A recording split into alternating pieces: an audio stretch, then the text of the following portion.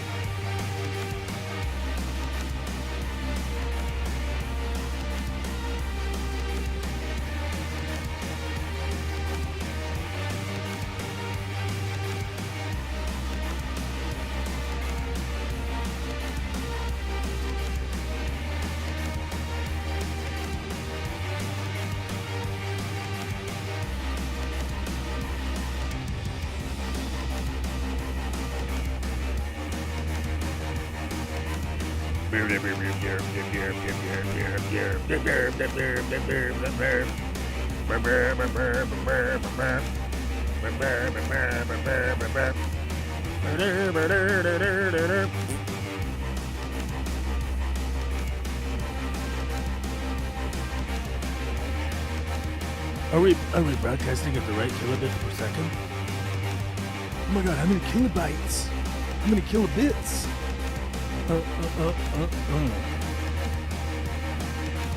I guess the preview doesn't work anymore.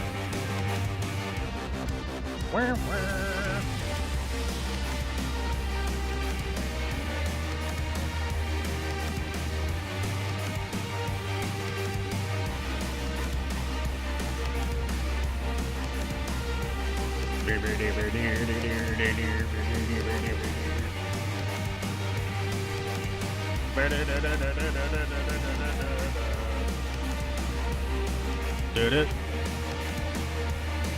But it.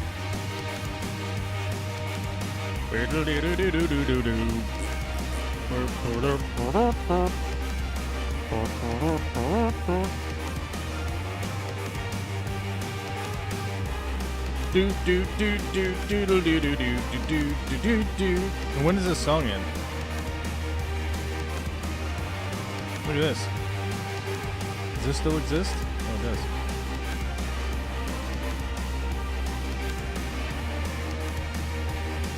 Oh, the show will begin soon. Scrolling at the top. Look at that. Features. Features, bros. Got to think about the features, you know. What up? What's up, everybody? What are you doing? It's Monday. Welcome back to another delicious, nutritious, wholesome meal that is Monday, January 16th, 2023, otherwise known as Martin Luther King Jr. Day. I suppose there is a thing I'm probably supposed to talk about with Martin Luther King Day, but we'll probably save that for later as things wind down. If people have any questions regarding the holiday, we'll see. We don't have any right now, but if you're not in these United States, today is a national holiday regarding the civil rights movement, essentially, is to really boil it down and refine it into something.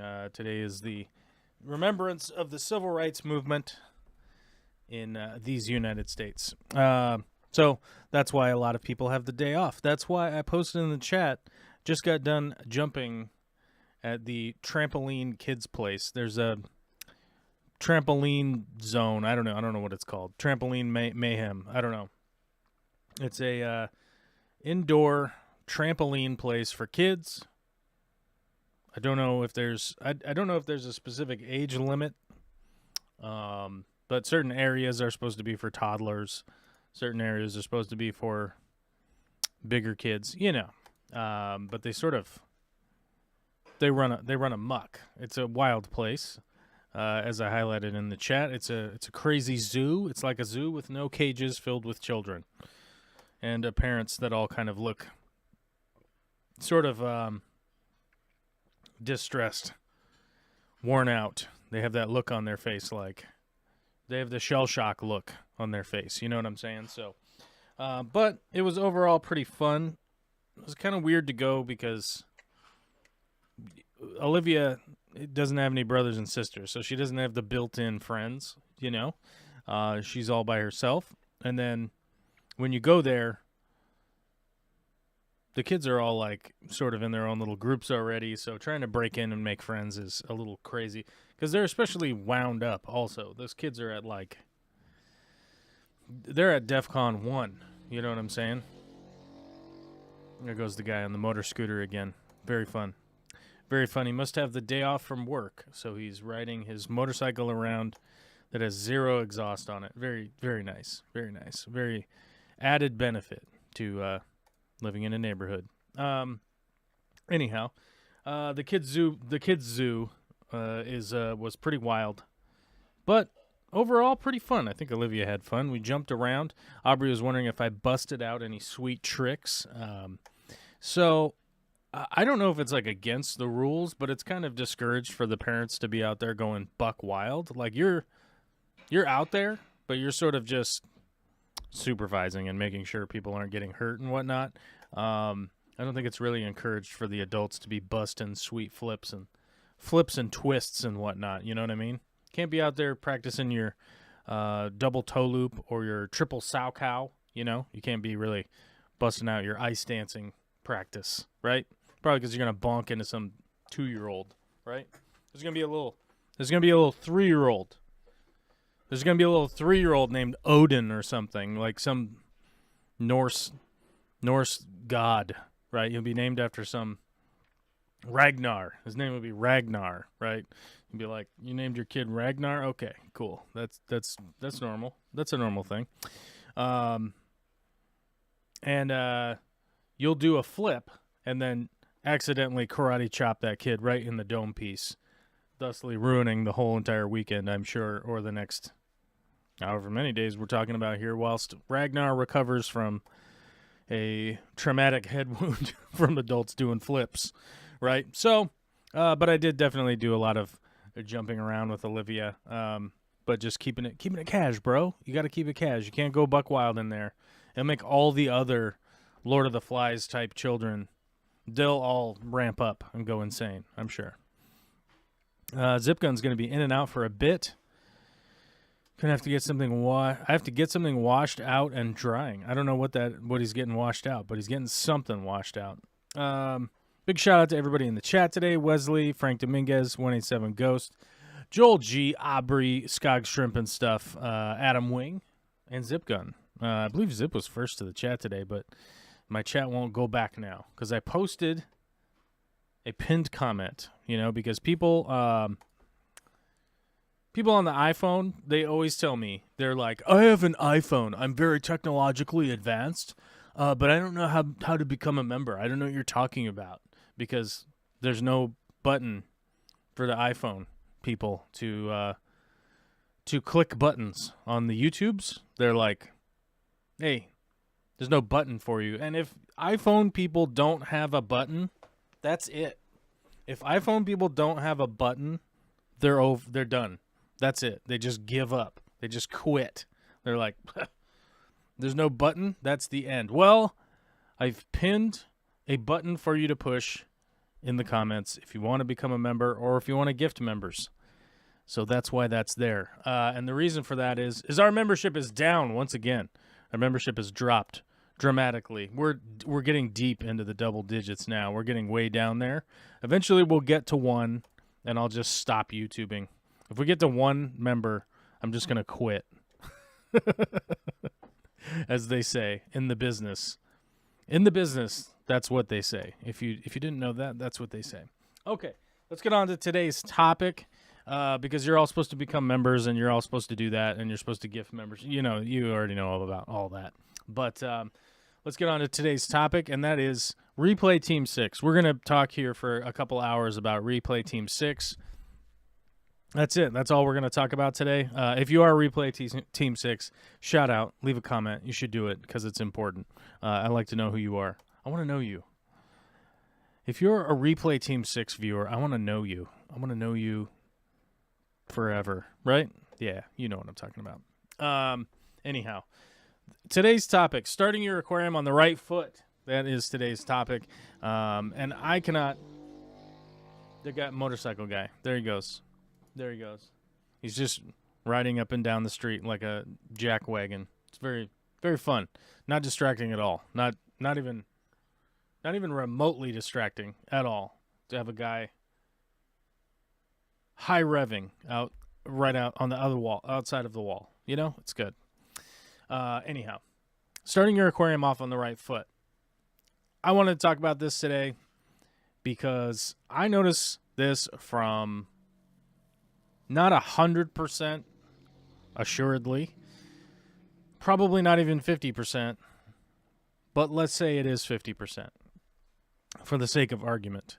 And to tell a quick anecdotal story that happened over the last couple of weeks, I was at a local store where a sort of dejected-looking parent was bringing in a stand, filter, bags of substrate, brand new aquarium, brand new light,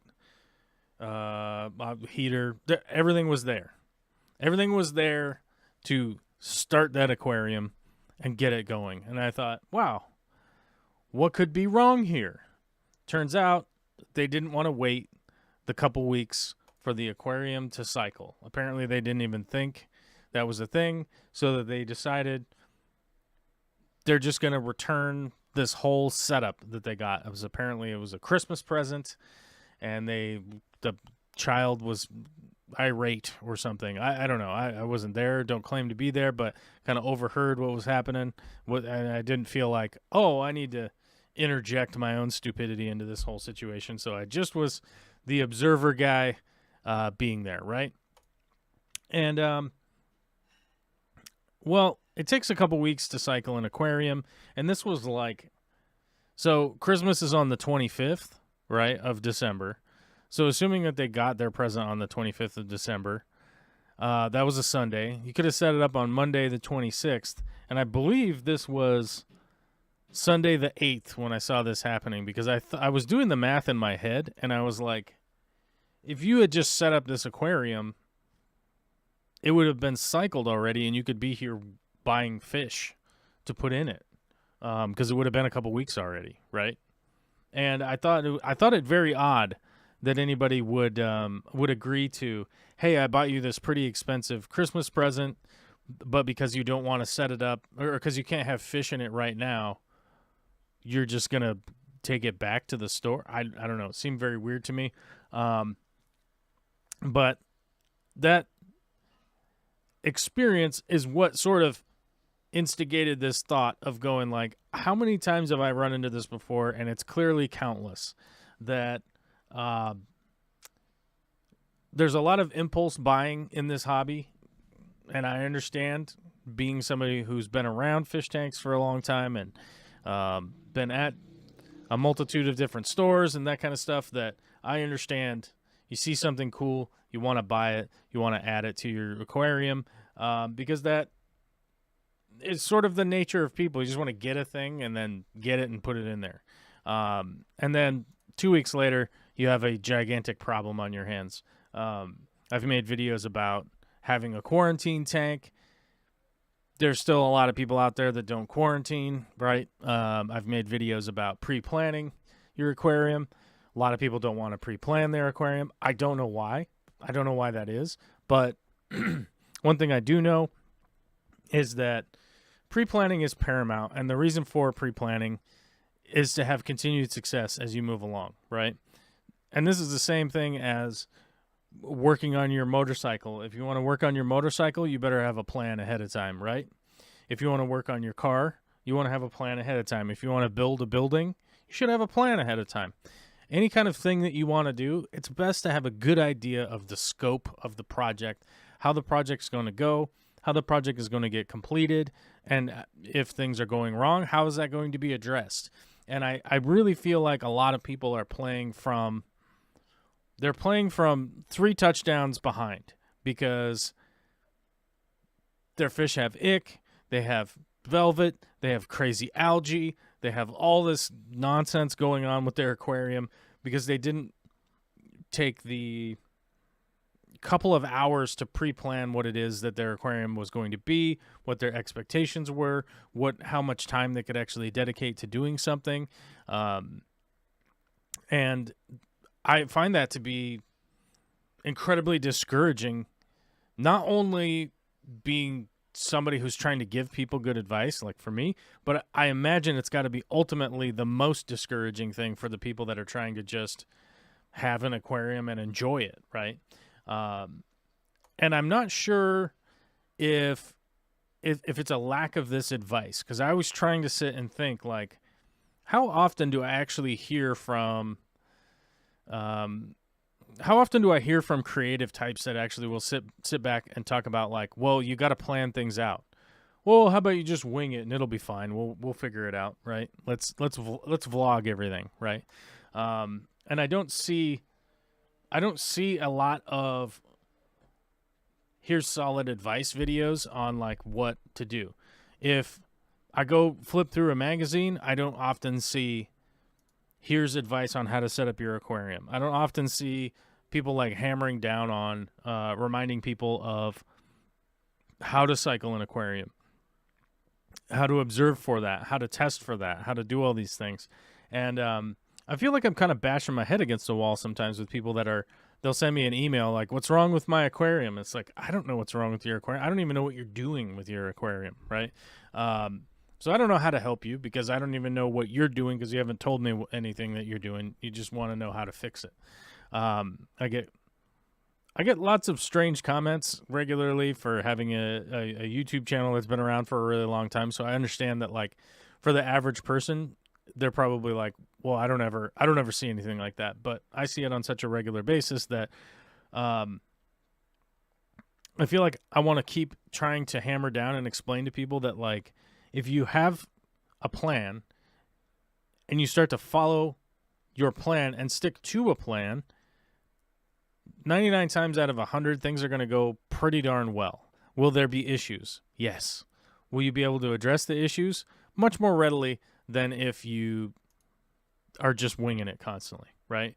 If you're just going seat of your pants, if you're just hoping that, like, some kind of chemical you could put into the aquarium will solve all of your problems, if you think that, oh, this aggressive fish will just figure it out at some point, those things are not going to fly. It's just not going to work well. And especially when you're talking about collecting advice from people that have experienced a thing and not applying it to what it is that you're doing yourself.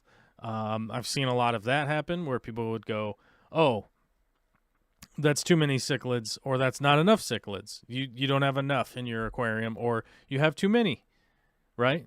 And they just go, well, we'll figure it out. The fish will figure it out at some point. Fish don't have the ability to adapt to their environment, or to adapt their environment to themselves the same way that we do, right? So if a fish was demanding a change to their environment, you would never really know it unless their behavior was so aberrant that they were just dying, essentially, right? You go like, oh, I guess I got to do something now. And you wouldn't ask that of any other creature in your life, right? Like you wouldn't ask that of your dog, right? You would be like, oh, the dogs are all died. I guess maybe now I should probably figure out what I was feeding them. I guess I was feeding them rat poison. Turns out that you're not supposed to do that, right? Fish, obviously, them being limited in space and limited in interactivity, right? That they often can't really tell you what's going on. So you're supposed to be the person who has a plan, who knows what's going on, and are able to intervene when things do go wrong and fix it for them. Because we're humans, we adapt our environment to suit us. And we're adapting our environment to suit fish or shrimp or plants or whatever it is that you are trying to do in this hobby. Frogs, turtles, whatever. We're adapting the environment to suit them. And if we haven't done our due diligence, the outcome is going to be so incredibly negative that we're probably just going to no longer do it anymore. So one of the things that I highly recommend people to do is figure out what environment you're trying to replicate yourself. What is it that you're trying to do? What is it that you're trying to accomplish? I talked about this a couple weeks ago. Some of my aquariums, I have plans for what is going to happen in them. One of them I'm still kind of on the fence about, but I sat down and I said, well, I want all my fish to come from one area because they're typically going to be existing within the same water parameters, water quality, foods, and all of those things. So I'm going to stick to an area because I know that the temperature is going to be really close. The pH, the GH, the KH, all that stuff is all going to be generally in the same region. And if I'm maintaining that, I won't even have to worry about, oh, this fish needs extra hardness. Oh, this fish needs super soft water, and then try and mix them and then go like, well, I don't understand. One of them's unhealthy. I guess these fish are just dumb, right? And then as far as the plant life goes, I definitely want to stay within a certain area also because it's going to be a lot easier for me to go, oh, let's get these 8 different kinds of plants. Let's scape with those. And I won't have to be losing my mind about this insane highlight plant. Oh, this plant demands 500 parts per million CO2, otherwise it just straight up dies. Like, it needs more CO2 than our air, right? It's from space. It's from another planet. So I got to set the rest of the tank to all try to deal with this one versus that one and the other one and that one. And it's just not a... I just don't find that you're really going to see a lot of benefit and success to just acquiring things and then just putting them together and hoping that they'll figure it out. Because, like I said, plants, animals, fish, shrimp, all that kind of stuff, they aren't adapting their environment to them. They're adapting to their environment, and you're going to have to die in order to do that, right? They're going to have to spawn, and then the ones that can make it in whatever it is that you're doing are going to make it. All the other ones are going to have to die off. I personally don't want to be taking care of a project that relies on it all dying so that it can continue to go. I feel like that was my rant, and it's not even, and people aren't even chatting about it. But Alyssa is here. Aubrey says, "What's wrong with my aquarium?" Don't know. But Skog Shrimp and stuff is here, and Vitra is working and listening. Erna Pickery, I forgot to say hi, but hello, how you doing? Yeah. So that's, I mean, pretty much it. It's like I just don't know how to stress with people, just kind of how vitally important it is to have a plan ahead of time so that you do know how to address the issues that you're dealing with when things start to go awry, because they eventually will start to go awry, whether it's water quality changes. Oftentimes, like your municipal water will change a little bit from season to season. I know a lot of people have the expectation that it's going to be exactly the same all year round, but it's not. So don't. Oh my God, we just got a weather alert. Weather alert. Low temps to drop on Wednesday. Oh my gosh. You guys, Wednesday we're going to get low temps. Why is it in Celsius? My stuff's in Celsius. Oh my God, I heard the greatest rant about Celsius the other day. I don't want to steal somebody else's thunder, but it was hilarious. Here we go. Let's turn it back to Fahrenheit's, because Fahrenheit's is good. There we go. Fahrenheit, the best way to measure temperature. 100%. Let's see. Wednesday, it's going to drop down to freezing again. Okay. Well. Oh, Thursday. Snow. Snow's coming in hot Thursday. We thought it was over, but it's not over. The deep freeze next week. Okay. All right. Well, I'm prepared for it. I got my pants on. I'm ready for the cold weather. Let's do it.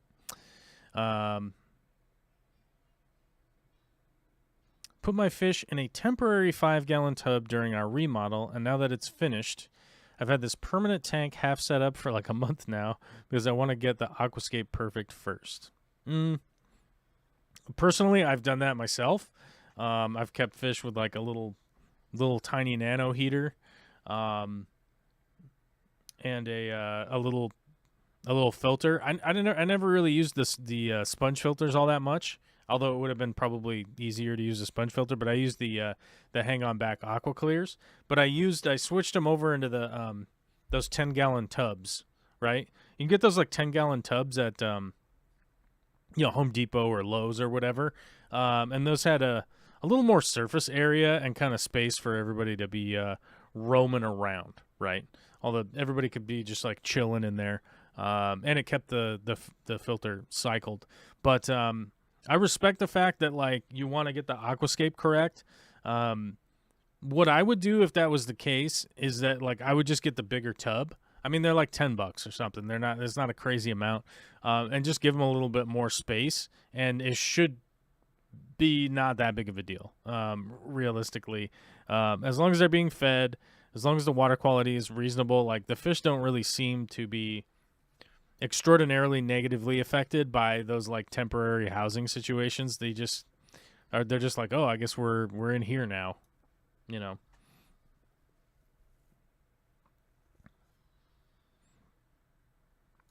But for me, if the tank was broke down and I wanted to get the aquascape right, it would be motivating to me to get the aquascape correct. Like, so my assumption is that you're probably doing the same thing of like hustling on it and like trying to get it and trying to get it and trying to get it. Eventually, at some point, you'll just fill it all the way up and be like, all right, that's good for now.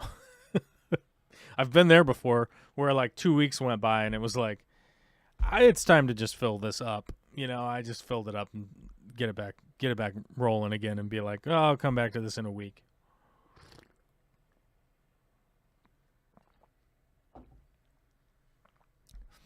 Alyssa says, I just try and get critters that vibe with each other.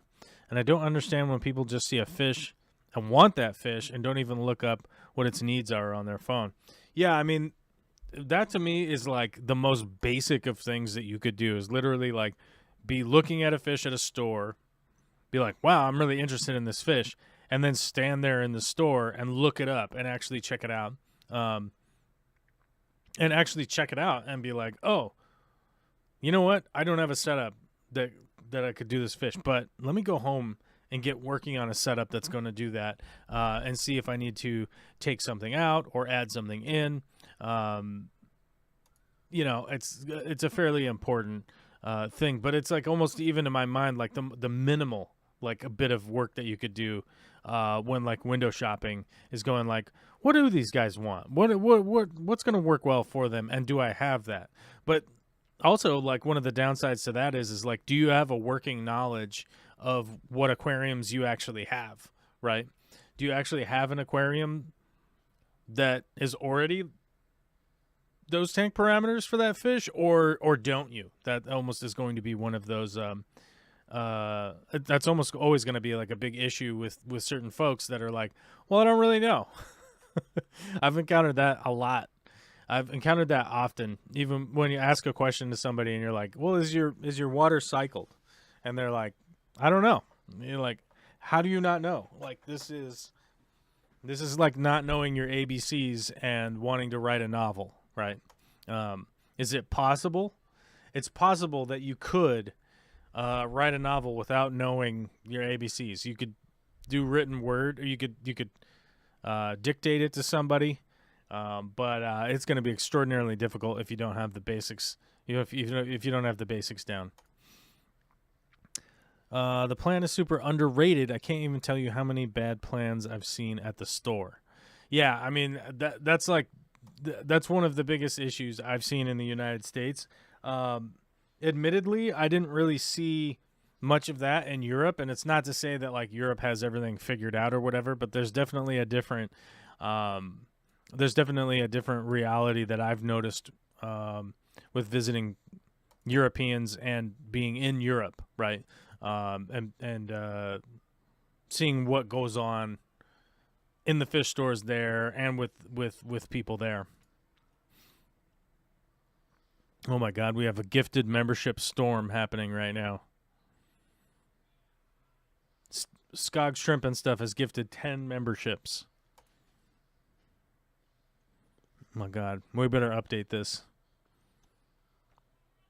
We have a 10 membership situation, which gets us 10 more members away from quitting.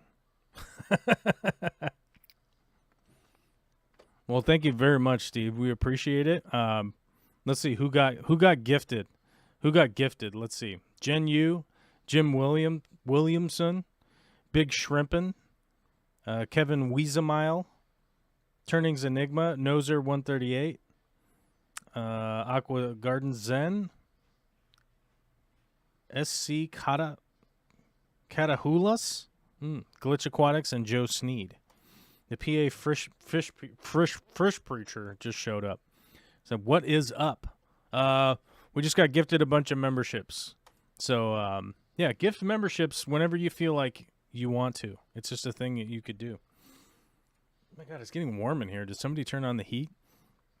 Did I mention to you guys?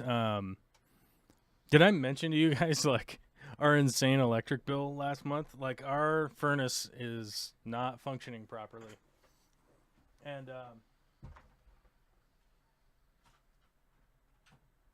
hold on.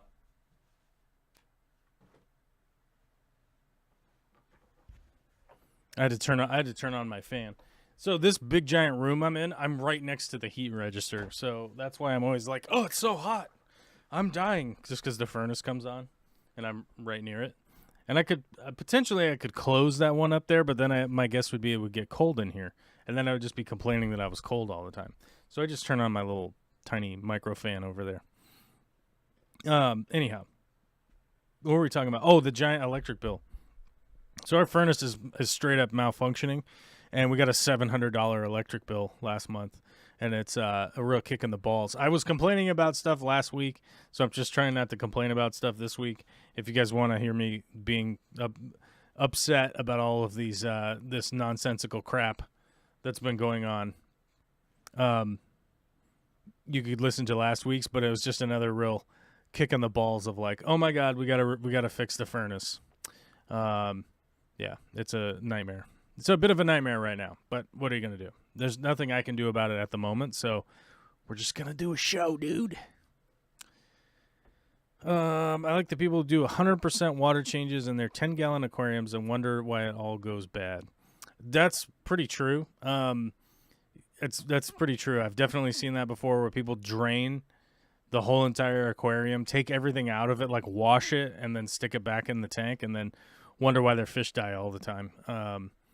And you kind of just, it's very difficult to like hold your comments when people are like, well, this is what I do. And you're like, please stop doing that. Please. Yeah. I did talk someone to get out of getting 4 Chinese algae eaters for their 10-gallon yesterday. Felt like I did a good thing. Yeah, I've noticed, and I've talked about this numerous times in the past, where people go, I want to buy the critter that'll take care of the algae for me. And the big issue with that is that, like, you buy a couple critters that are this big and you are a 180-pound adult, you know, like, you could do so much more work than a tiny little fish is going to be able to do, in comparison to, you could do a little bit of effort and not even have to own those critters that are even going to be trying to solve your algae problem for you. It's just not the way to go, in my opinion. Carmos Creations, longtime member, says, hey, Joel, for a fish store, how important is it to have auto water change system for quarantine racks and the display cell racks? For the quarantine, do you need to reapply meds after each auto water? Yeah, so for a store, it is... So for any kind of store, wholesaler, anything like that, it is really important to have an auto water changing system, and then be following the water change system schedule, right? It's very important because water changes are going to be one of the things that's definitely going to get neglected when you get busy, right? So think about it this way. You don't want to have a bunch of employees hanging around at 7 o'clock in the morning if you don't open until noon, right? You don't want to have a whole bunch of people on the clock doing manual water changes, right? For hours and hours and hours before customers start coming in to buy anything. It's just not a good business strategy, right? Oftentimes you want somebody to come in an hour ahead of time to get things going, but then you want your employees to be there when the customers are there, because customer service is going to be your biggest output of energy, right? Like, and energy, I mean labor, right? Like, so labor output is going to be reliant on servicing customers, doing customer care, doing all of those things, interacting with the customers when they come in, finding out what's going on, if they did actually pre-plan their tank, if they have an idea of what's going on. Maybe you need to coach them about some of the things that they're doing. So yes, it is pretty paramount to have that auto water changing system, because you're going to do water changes all the time. A lot of the tanks in a store setting or a wholesale setting are going to be very, not necessarily overstocked. You could probably classify a lot of them as overstocked, but they're going to be stocked with a lot of fish, and not a lot of things are going to be uptaking waste from those fish, right? So let's say you've got 300 celestial pearl danios in a 29-gallon tank. Like, technically they fit in there. They can all kind of swim around. They're not like attacking each other or anything necessarily, but you're going to be feeding a lot because there's 300 fish in there. You're going to be feeding pretty frequently because you can't only feed once a day with that many fish in a tank. So you're probably going to feed once in the morning, once in the evening, so that you make sure that everybody is eating in there, because you don't want to lose your fish, right? You don't want to lose your stock. You don't want to lose your inventory because you just didn't bother to feed them enough. So you're going to be feeding a lot. You're going to have some kind of filtration going on in there, but the biggest part of the filtration is probably going to be water changes. So a good example would be, I worked for a store previous to the aquarium co-op. Water changes were happening 2 times a day there, and they were manual water changes. Now, they may or may not have gotten missed on any given day, right? Any given day, the morning could have gotten missed. Oh, a big delivery came in, and I was putting away the delivery, and I forgot to do the water change. Oh, well, that's not a big deal. Don't worry, we'll do extra tonight. Well, when the guy does extra tonight, do we really know if he actually did extra water changes, or did he just do the regular 6 to 10 minute, like, turn the water on, blah, blah, blah, that kind of stuff? Whereas with something that's automated, you would know that water solenoid was opened up for 10 minutes or 9 minutes or however many minutes you set it to every single time that it's doing a water change. So one of the things that I've always found to be pretty beneficial is doing frequent, really small water changes. So, like, let's say you've got a wall of 50 tanks and you turn the water on for 4 minutes 6 times a day, right? Some people would say, whoa, that water change is a whole 24 minutes of water running the whole time.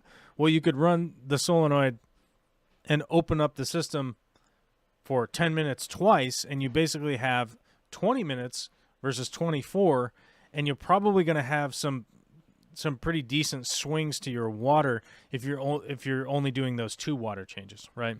So frequent small water changes are probably much higher on the priority as far as I'm concerned, and the only way to really do that is through an automated system, and you're able to verify, like, is it actually working or not. As far as like quarantine fish, do you need to reapply meds after each water change? It really, yeah, but it's not going to be, oh, the water change just happened, let me go put meds in. You'd want to be putting your medications in at a certain period of time, and those are going to get diluted as you have water changes happening, but you could just reapply medication the next day, and generally speaking, you're going to be on pace to be doing fine. Like, you don't really need to, every time there's a slight little bit of water had been changed to a tank, you don't need to go back and do like, I'm full dosing again. Yeah. Oh my God, Zip Gun is calling in. What is up, Zip? What are you doing, buddy? Hey, how's it going? My spouse is suddenly vacuuming back there. I'm turning away because I'm suddenly like, there's just sheer chaos. My daughter and Vicky are bonking around back there, and they're both vacuuming apparently. How you doing, buddy? What's going on in Florida? It's actually been a little bit cold here. I've had to actually put on a jacket, which is I don't normally do. That is what my mother said. She said it was down to 40 degrees the other night. Yeah, I got in the 30s up here. Oh my God, 30! What are you in the 30s? What are you guys gonna do? Lose our minds. You're just gonna burn your house down to stay warm? just about.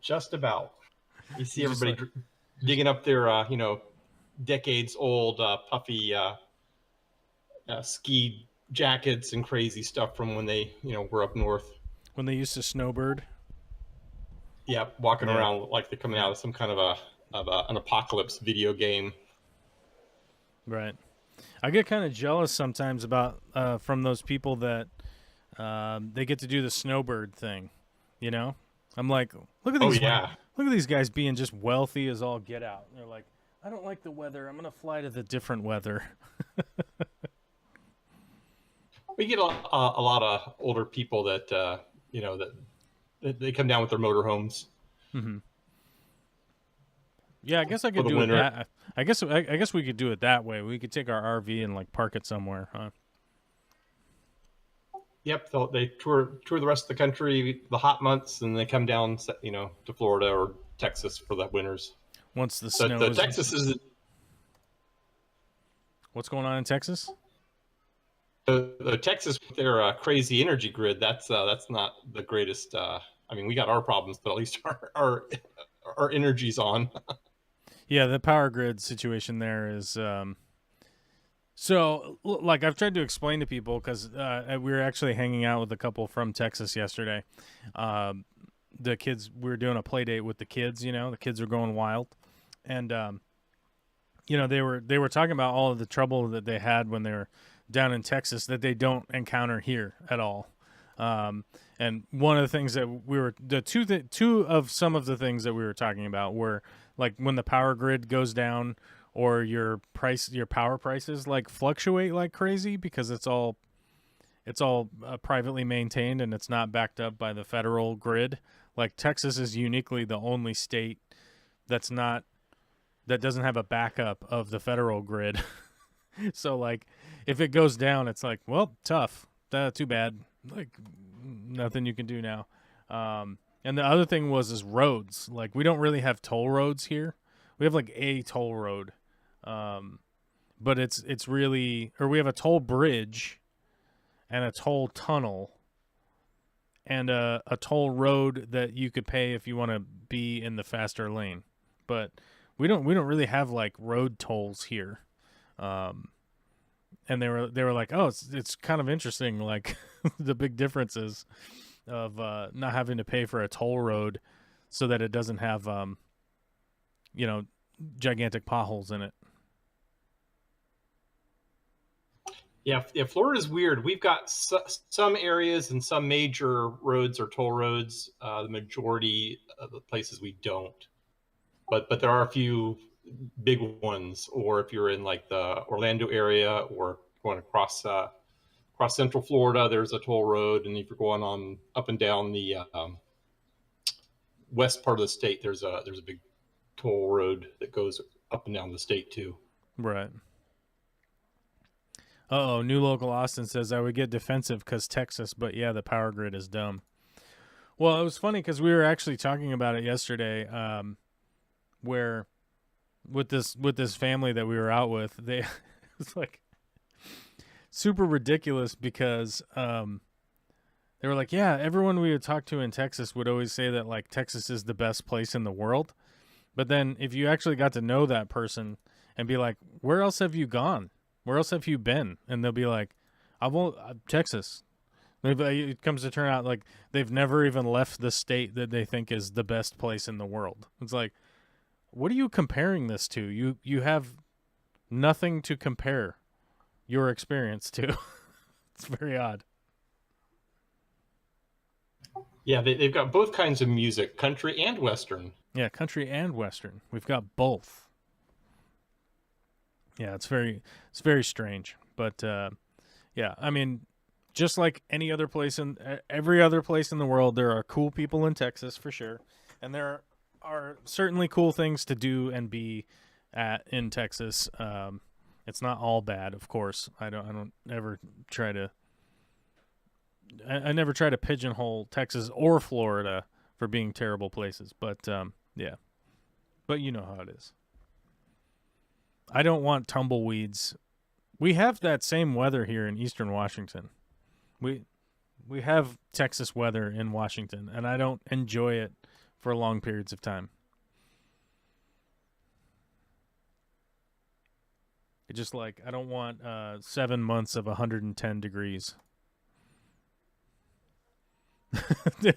New Local Austin says facts are irrelevant. Texas is awesome, and shut up. Ooh, Catherine Thomas has got my son naps. I hope you're all doing great. Sounds like you're doing good. As long if the little one is down for a nap, that is like the best news as a parent. Like, I'm just gonna chill for a minute. Sage P. Lindsay says hello. Well, hello. How are ya? Chad D says me please for a membership. Hey, you guys are all allowed to sign up and become members and sponsor the channel. You guys are allowed to do that. Everyone's allowed to do that. I'm not stopping you. I'm, in fact, encouraging that behavior. Hey, Zip, somebody asked me the other day, they go, how many members would you have to just do YouTube the whole time? What's your guess? Oh, he may have left. 250. 250? That's too low. That's too low. Somebody asked me, like, what's the real number? I think it's like 1,500.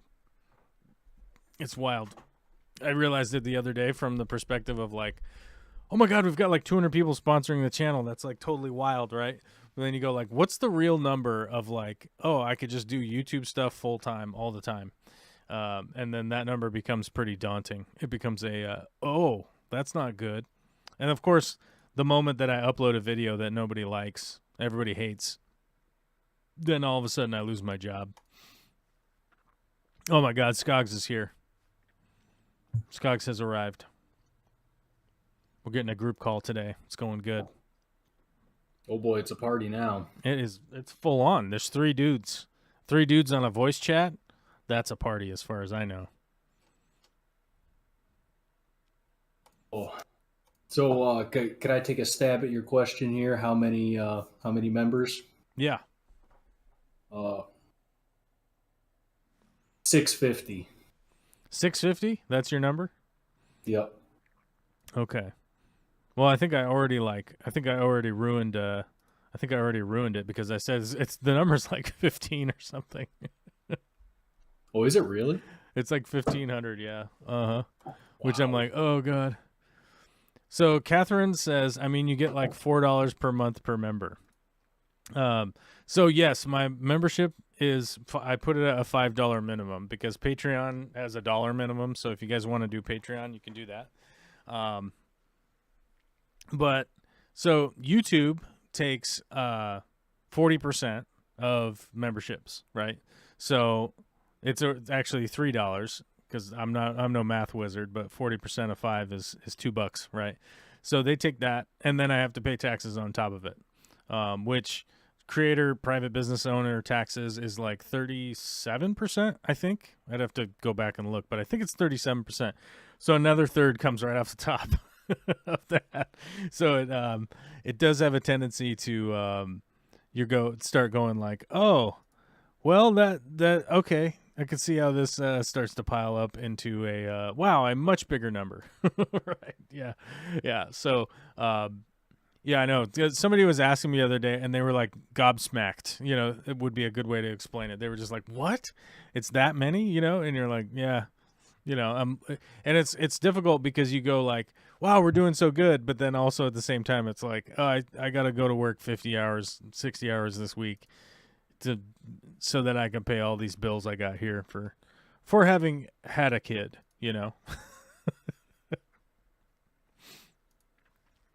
Catherine Thomas says it'll vary by state, I assume, the taxes at least. So I live in Washington State. There is no state income tax. We do not pay income taxes in Washington State. I believe there's 9 other states without income tax. I think there's 10 there's only 7. So Florida, Texas, Alaska, Washington, South Dakota, Nevada, and Wyoming don't pay income tax. We do pay on average a 9% sales tax in Washington. But if you're not buying things as much, then you're paying less sales tax. So all the taxes you pay on your business are all federally collected small business taxes. Yeah. So that's all federal stuff. Then the state B&O taxes on my business, which oftentimes, like, a lot of my money output on doing YouTube makes it so that number is not very significant, realistically. Yeah. So, Steve, what do you think? We got to just go find like 1,500 people, right? Or just one billionaire? Well, I mean, you could always reach out to, what is it, Ice-T? Oh, yeah? What's he doing? Oh, I don't know. Last I heard, he's got some super cool aquarium in his house. Big old saltwater tank. Oh. Uh-oh, Terry's Tropical Tank says, I not only pay state income tax, but I also pay county. Don't move to Indiana. Okay, I won't, dude. Terry's one of our other members, longtime member, and he's at an elevated. So Steven Skoglund and Terry's Tropical Tanks are the only 2 members at the elevated levels. Ooh, I was wondering who that second one was. Yeah, it's Terry. Terry's been sponsoring the channel for a long time, and very much appreciate the longtime people for sure. I've obviously new people too, but it's the longtime people that are like, yeah, man, hopefully this gets going. Which I do have a bit of an update on the fish room since you guys are here. We can talk about some of that crap. So the building of the fish room continues. I've been messing around with some framing and nonsense and just kind of doing that crap while I can. It looks like next month, I think, like probably middle of next month, maybe later, we'll be able to get those garage doors. I don't know if that's going to work because we got to have the garage door guy come out again and give us a new bid because his bid has expired since the last time he was out here, which is a bummer because you're like, oh, crap, that number's not going down, is it? I don't know. I don't think that the bid number from a contractor goes down if he comes back 6 months later to give you a new bid. So we'll see how that goes. Hopefully, although maybe there's a weird Ice Cube's chance in hell that that number does go down for some reason. I don't know why. Generally would have to do with like probably materials maybe. I don't know. We'll see what happens. We'll see what shakes out from that. But hopefully like the middle of next month I'll be able to get the garage doors done, which will mean go insane and start really finishing stuff because like I'm sort of hung up right now on the well, I don't really want to put I'm definitely not going to put up sheetrock. I'm not going to put up drywall or any of that kind of stuff because if you don't have the garage doors done, you don't have like a sealed up space, and I don't want to like be doing all that crap because like if I put up drywall and it's 30 degrees in there, the mud is not going to dry properly. It'll all be just like wet and moist and will be a disaster. So I'm just waiting on those garage doors. But that'll happen. It'll happen. Vicky assured me the other day, she was like, don't worry, we'll get it. We'll figure it out. She was being nice, but you know how it is. Sometimes my wife is required to be nice because you just have to do that, right?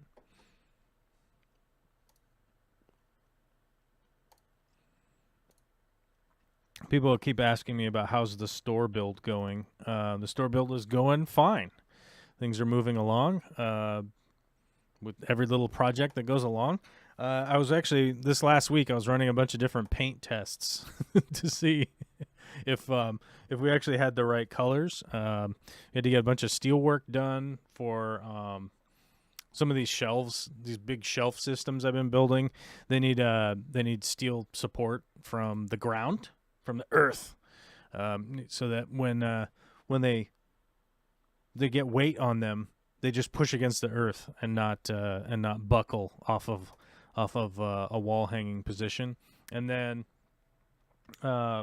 hopefully, I talked to Corey a while ago, and he said he's going to get started on Murphy's new tank, getting a bunch of stuff done with that, and that should be happening actually pretty soon, which would be fun to see some of the videos from the Murphy's gigantic tank. And I will say, I've gotten used to Murphy's new tank, I have to admit. It is gigantic. I think it's like 1,500 gallons, I think is the actual dimension. Let me see here. Actually, let's I don't know how tall it is off the top of my head, but I think it's like 1,500 gallons. So it is pretty beastly. It's as big as you could build an acrylic aquarium without having to do end-to-end joints, to not have any seams like that. So it's as big as they could possibly build it. I've gotten totally used to it, and I was actually up above it the other day doing some work up above that thing. And when you look down and realize actually how big it is from above, that's when it really stands out to you, like, dang, this thing is big. But like standing next to it, I've gotten completely used to its size because I work around it all the time. Alyssa says 1250. Are you just guessing?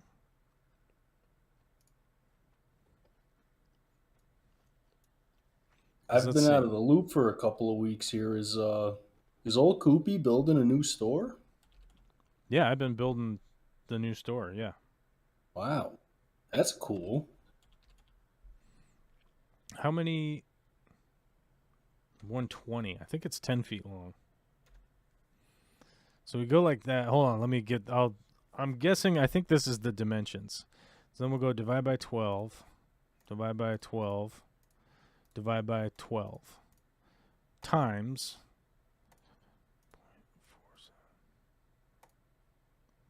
1643 is the number I got.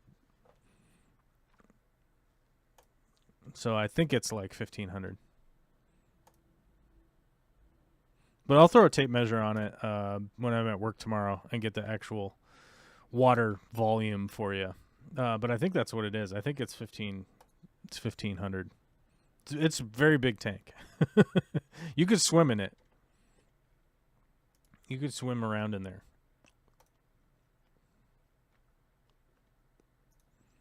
Yeah, so well, it's not a new store. It's the store will be right next door. We're expanding the co-op, the small store itself. Will be expanding.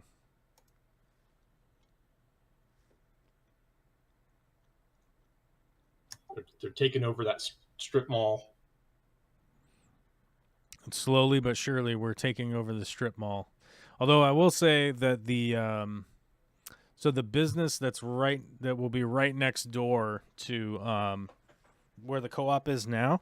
Actually, I could share something with you guys. I posted this the other day, I think. Let me download it and I'll post it up on the main stream. But yeah, I did. Here we go. I have to open in browser and then I got to download. Save image as. We shall call it fart signage. There.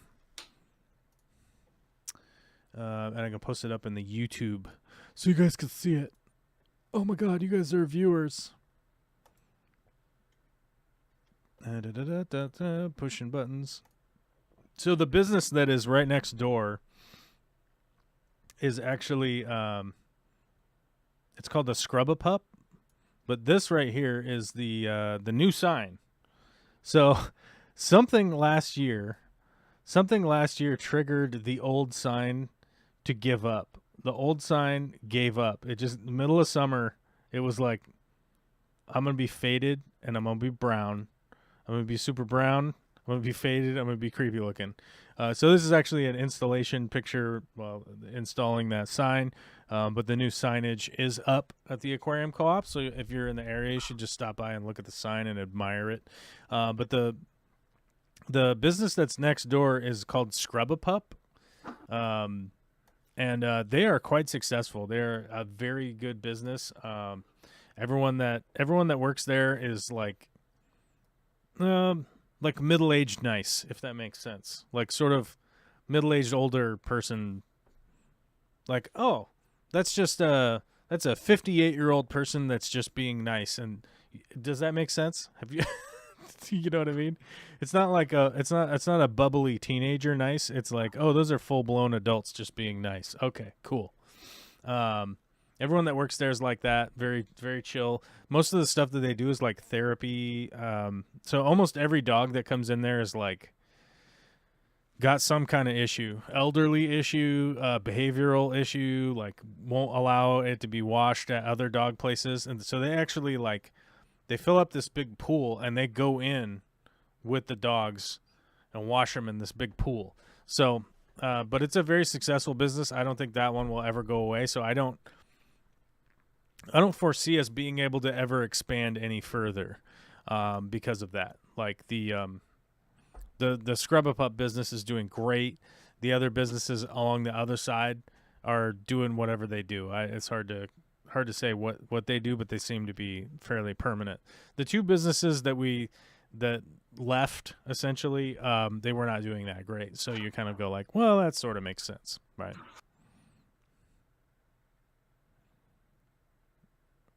Well, at the very least, I'm glad he's able to expand into, I guess, adjacent storefronts. Right. The store that I'm working at, well, kind of working at, we do have a second spot in the little strip mall that we're in, but it's 2 doors over. Oh yeah, it's not like right next door. Yeah, but what we're using it for is like just a showroom for tanks, and it's actually been working out really great because I think he's got like 1,500 square feet in like the main storefront with all the fish and coral and all that. Yeah. So before we used to have all the tanks in there and it would get really cramped up. Actually, someone who might remember that is Jimmy believe it or not. Mm-hmm. But now we have like that second storefront with all the tanks in it. We could have a lot more of a selection, a lot more on hand, and it's really nice. Well, that is cool. Yeah, actually, like be able to put all that stuff like out of the way, also is probably Yeah. helpful. Oh, That's yeah. one. That's one thing I always like when I go to like visit stores or like film a store tour or something like that, and you realize like they got all these dry goods just like stacked up all over the place where people are supposed to walk, and you're just like, this doesn't seem like a great follow through on where all this stuff has landed. It's you can't even walk around in there. Yeah. Yeah. I mean, we got like some storage over there as well for like overstock kind of stuff. And Mm-hmm. we got all our quarantine over there and everything. So it's actually worked out super well. Yeah. Yeah, Alyssa says store will be 3 times the size. I don't know that I'd want to go swimming with Murphy, actually. I wouldn't want to go swimming with Murphy, I'll tell you that. A very nice fish, but he is a giant puffer, and if he decided to have a taste, it would probably not go well for a human. You're not going to be very puffer resistant, I will say that. I don't know. I think the big crazy thing with Murphy is going to be moving him to a new tank. That's going to be a pretty wild undertaking. I will wholeheartedly admit that's going to be. I don't know how that's going to happen because a puffer that big, you got to move them in water, right? You don't want to net them out because they'll puff up and they'll fill up with air. And they probably won't recover from that. So when we move Murphy, it's going to have to be like a bunch of strong dudes with, I don't even know what size container because of how big he is, with a container full of water and then carry it, and the hard part's going to be getting it up out of the tank and then down. Like walking it along the ground is not going to be that hard, but then getting it up into the other tank is going to be pretty difficult. There's just like not enough human power to like lift 200 gallons of water in like a floppy bin, like it would be insane. So we'll see how it goes though. I don't know what the plan is. If there is a plan, I've completely forgotten it.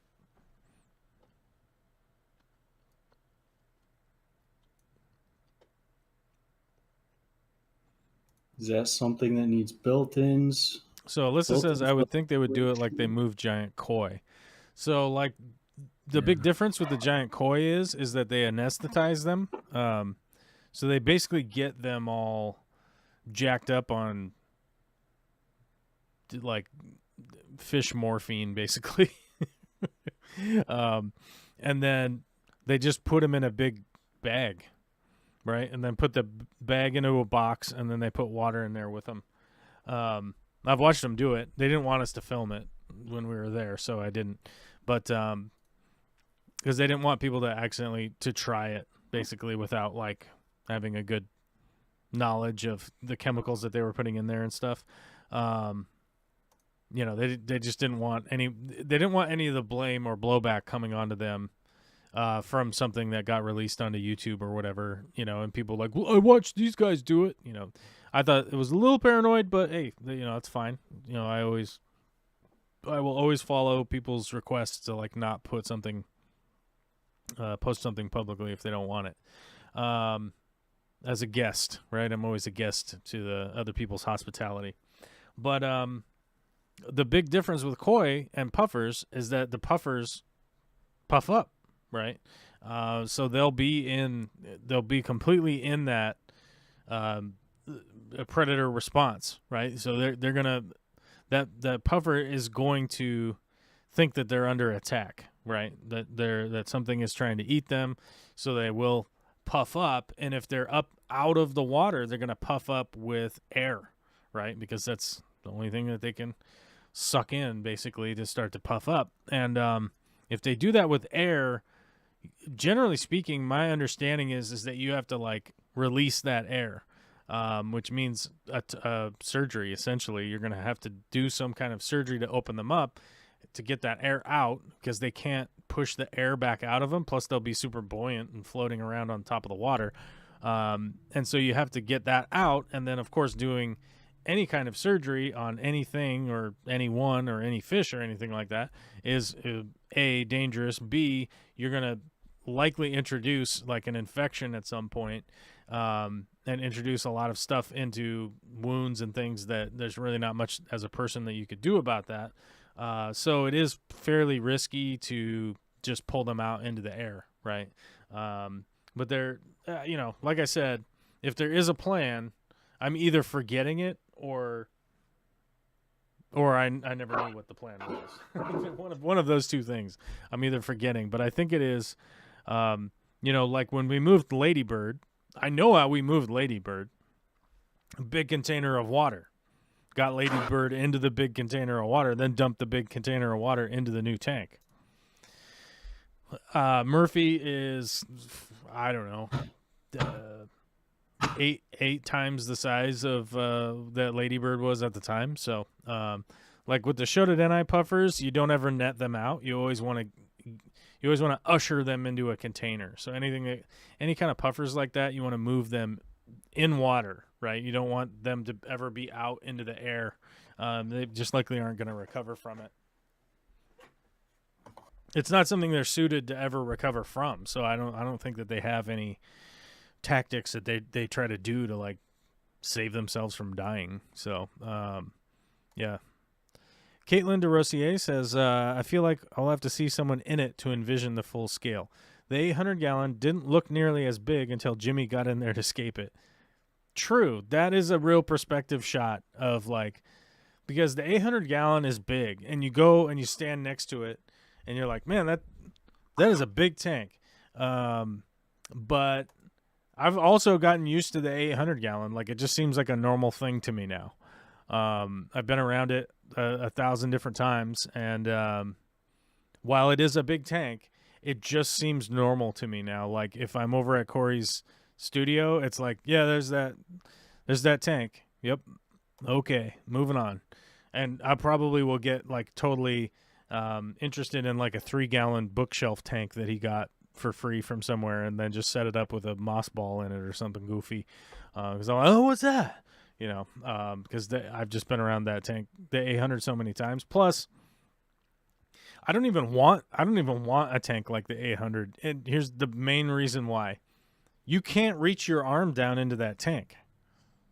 I don't even know if Shaq could do it. I mean, Shaq might be able to, but he might be like the only dude on this planet that actually has arms that are long enough to reach the bottom. I have no idea how long my arms are. I wish I did, because then we might be able to. Who has the longest arms? What's Shaq's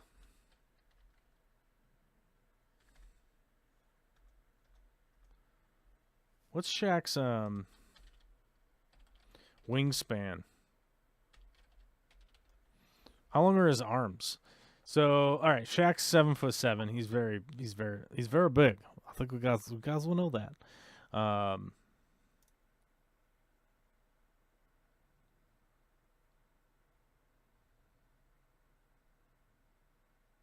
Oh no, he's actually 7'1". Okay, he's 7'1". His wingspan is 7'7". How long are his arms? Maybe his arms are long enough. How long is each arm?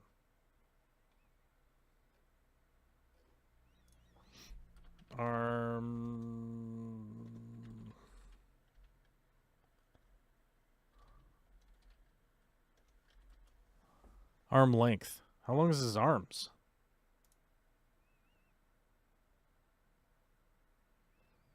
It doesn't say how long his arms are. Size 22 shoe. How long is his arm? We could make a pretty decent educated guess, I would say. He could, if he extends his arms up, he's got a 12-foot 5-inch vertical reach. So, yeah, but how big is his head from his shoulder? I don't know. I mean, we know that his wingspan is 7'7". So each arm is probably So like how wide is his torso, right? So if his wingspan is 7'7", and we split that in half, you've got what? So 3.5. So 3 feet 9 inches, right? If it's split in half, and then his torso is at least a foot, right, from the center to there is at least a foot. His arms might not even be long enough because that tank is 44 inches deep, right? So his arms might not even be long enough. He could probably reach in there and move some stuff around, but his arms aren't even, I don't even think are long enough. So yeah, I would never want that tank. So the reason I want 24-inch tall tanks is that I can stand up and reach in and reach everywhere in the tank without having to move things around. Yeah, Caitlin says, hence why Jimmy had actually have to go in there with a snorkel to escape it. Yeah, it's pretty wild. If you stand in that tank, you realize like just how deep it is from the bottom to the top. We can see people in it before Murphy gets moved, maybe, from Catherine. Yeah, I'm 100%. I guarantee you there will be video content of people getting into Murphy's new tank to escape it. There's no way you're going to not get in there to escape it. There's no way you could escape it from outside. It's not possible. Oh. His chest is 57 inches. Like side to side? Oh, my God. Well, no, I think around. Total around. Like circumference, right? Right. That's wild. He's got like 2 of mine.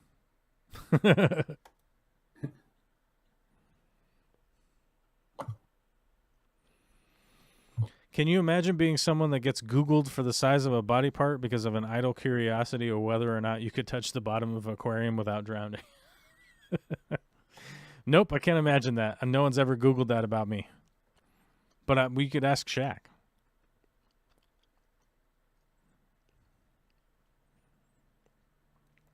Because I can say that because I know what's going to go into Murphy's new tank. There's no way that people aren't going to go in there to escape it. You're going to have to get inside it to escape it. So, yeah, someone's going to have to go in there. I don't know who. Probably Dean, I would guess. I guess Dean's going to have to crawl around in there, old man style, crawling around in that tank to set the stuff in there. Because I know most of the things that are going in it, and they won't be able to get in there. They won't be able to get the things in there without somebody being inside it. There. Does that make sense? Yeah. Rosie's here. What's up, Rosie? What's going on? Yeah, we're down to that point in time in the show where I've already rambled at people about like pre-planning for your aquarium. It's very important. And now we're just talking about random stuff that's going on. I will admit, yesterday I was moving the 120s around a little bit to get organized for my work area out there, and I was like, I just want to put water in this so bad. They're like sitting on their new stands, and I'm like, can I just fill this? Someone would know. Someone would know. I would know. What were you saying, Zip? Oh, maybe that wasn't Zip. Maybe it was Steve. I don't know. Somebody was saying something. Oh, yeah, that's probably me if it wasn't Zip. Oh, you just yelling at people? When's this baby due, man? When's this baby coming? Oh, sometime in the beginning of May. God, this waiting is intense, man. I can't get over it. Well, it's like flying by. She's got to be showing pretty strong now, huh? Sort of, not crazy. Not crazy yet. I do have one more thing I saw up here in the chat from Aubrey. I wanted to either talk about or just, I don't know. It's got my brain moving, you know. Right. This giant tank here. You know, she's asking, is this something that needs built-in filtration or several FX6? Well, I can tell you 100% it is not several FX6 because that is expensive, not only to buy, but to operate. What kind of filtration is going to be on this tank? 4 FX6s. They're already there. Yeah. Oh my God. Really? Yep. Oh. I am shocked it is not going to be a sump. Yeah, me too. I was like, yeah, we're gonna put a big sump on it, and then Corey was like, no, we're putting FX6s on it. It's like, okay. They all showed up. Actually, I think it's 5. I think it's 5 of them. I don't know. They showed up in like a big pallet one day. I was like, what who's this guy? And yeah, he was dropping off a bunch of FX6s. So, I mean, it's not really like a mystery because it will 100% be in the video. There's no way to like camouflage them or whatever. But yeah, a bunch of FX6s. I am flabbergasted. I was too, because I was like, yeah, we're definitely putting a big sump on this, right? And it was like, no. Like, okay, all right, you got it. Whatever you want, bud. So it's definitely one of those times where like, I don't know if I was like shocked or whatever, but it's just one of those times you're like, all right, dude, you're the boss, man. Like, we'll do it. It's all good. Whatever you want. It's like, it's your thing. He didn't buy the same sweatshirt that I bought from you that says "put a sump on it." Put a sump on it. Yeah. Caitlin says his current tank is run on one FX6. There's a multitude of different filters on there, but like, yeah, one of them is a FX6. But there's also an overhead sump. You guys can see that. You guys can see that if you go to the store. It's up there. It's not even. There's not even like a blind or something in front of it. Like, you can see that. Yeah.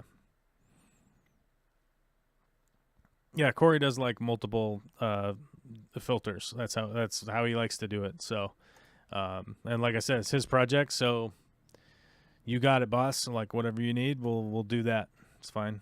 I can have my opinions about stuff, and I can say, hey, maybe we should try that. But if any customer I ever work for, if they got their heart set on a thing, like, I'll give them advice, and if they don't want to take it, like, that's their choice, and it's fine by me. Like, okay, we'll do it that way.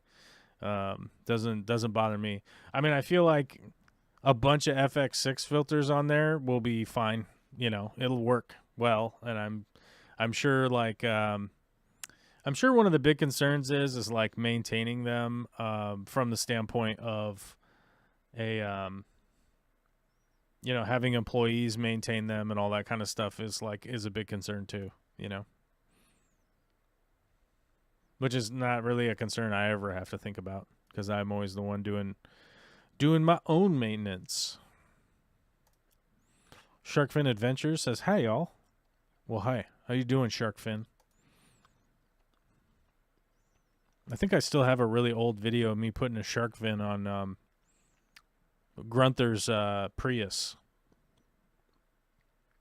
I put cardboard shark fins all over my buddy's Prius one day because it was a predator. It was a predator of the highway.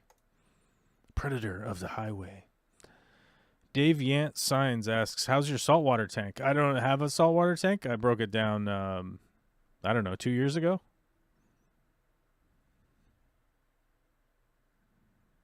My saltwater tank is slowly getting better. Saltwater tanks are slow and steady, man. That's like that is the big, I don't know, what piece of advice like that you could give somebody. Like, that's the big way to do it properly is slow and steady. Although most people I know don't have the patience to do that. So they'll invariably like, oh, I bought a bunch of these coral frags. They were $3 at the swap meet. Like, I was down at the old swap meet, and some guy had he had some corals there.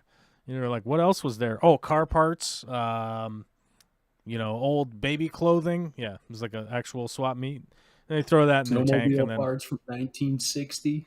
Exactly, and they'll throw that in their tank, and then the big disaster happens. Yep. Yeah, I had off the charts iron readings Really? Yeah, it's about 3 years ago now, actually, Hmm. and it killed basically everything. Yeah. And now I'm slowly getting it back to looking okay. Yeah. Yeah. The one recommendation I always try to give people is like, get really into growing coralline algae. Like, get really into growing coralline. Do that, and just do that for a couple years. Yeah, Because mine's starting to come in, and I am super happy about that because I know it's moving in the right direction. yeah, it's like it's the best thing that you could do if you want to do a reef is like get really into growing coralline algae and get used to that timeline with everything. And if you get really good at growing coralline algae, you can pretty much handle any corals after that. By that point in time, if you could coat a big pile of rocks with coralline over however many year period that's probably going to take, you're going to be good to go with doing most corals and stuff like that. But actually, I did gift away a bunch of my reef lights to I don't know if you guys know him, but Robert from Aquarium Co-op. He was working on this like saltwater project, and he was gonna go buy a bunch of lights. And I was like, dude, I could give you mine. I could give you these lights, and I did, because I was like, well, I got all those lights sponsored from Fluval, so I should probably just gift them instead of worry about selling them to anybody, because that seems stupid and greedy. So I just gifted them to Robert, because I was like, I used these and they worked really good, and I got rid of them. And I got rid of my saltwater tank, and I don't need them, so put them to use with a good dude. And he's been sending me some updates on his stuff, but he has the problem that we all have of wanting to add stuff. Once you have a thing going, you got to add stuff to it. You got to just keep adding stuff, right? And I'm like, no. But yeah, but as far as I could tell, his reef tank's going pretty well. That's good. I mean, yeah, slow and steady is definitely the way. I can tell you that the hard way. Yeah, it's I like just the only way. Lost far too many dollars by trying to speed things along. Mm-hmm. Oh yeah, actually, somebody on the forum posted the other day, like, "Hey, what's this anemone? It's growing pretty rapidly."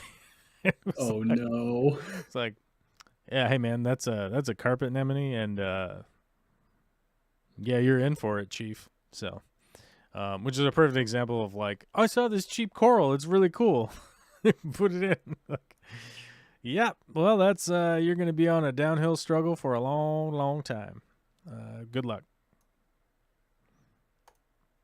Yeah, the aptasias that I got are starting to get pretty big and like very, very noticeable. That's another way that I know that my tank is starting to go back in the right direction. Yeah. The good old aptasia starts going buck wild, and you're like, oh great, now I got to do something about this.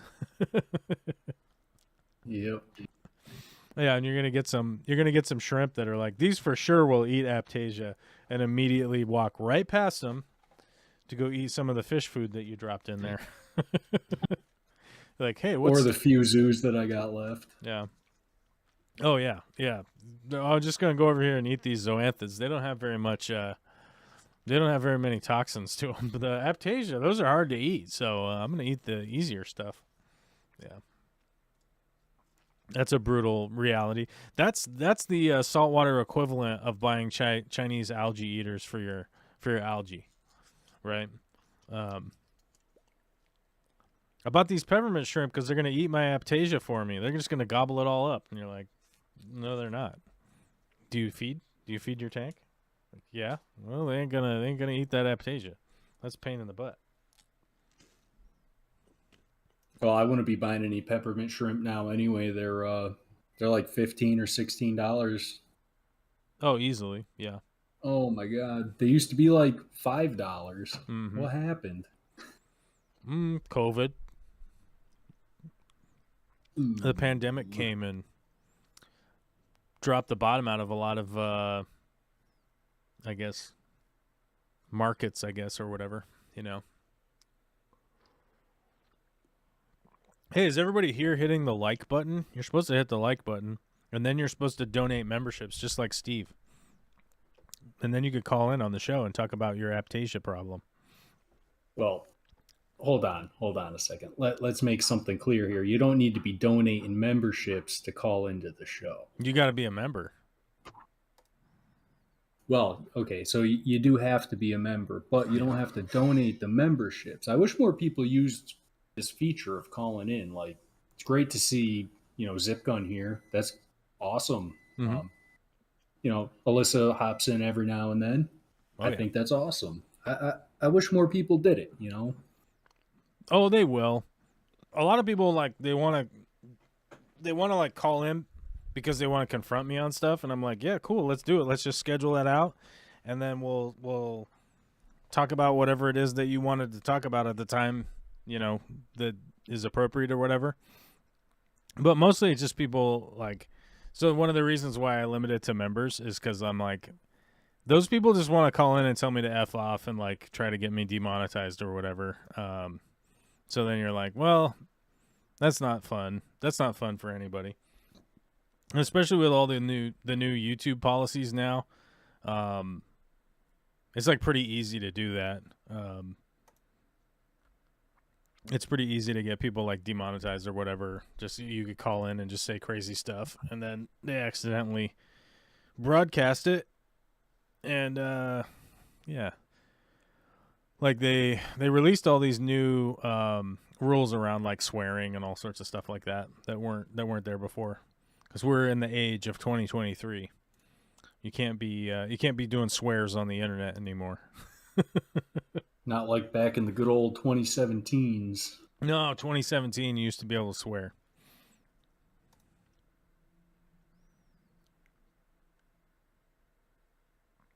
Oh, Gardaki's Playground is here. It says howdy. Well, what's up, man? What's going on? What is going on? We don't even know. Oh, that does remind me. I do need to go up to Corey's to check on my plants. I've been having the store manager check on them for me, and his assessment has been yeah, they're there. I'm like, man, I'm taking up one of Corey's totes with my stupid plants, but I don't have anywhere to put them yet. So it's one of those things yeah, I don't want to leave them here, but I don't have a better option right now.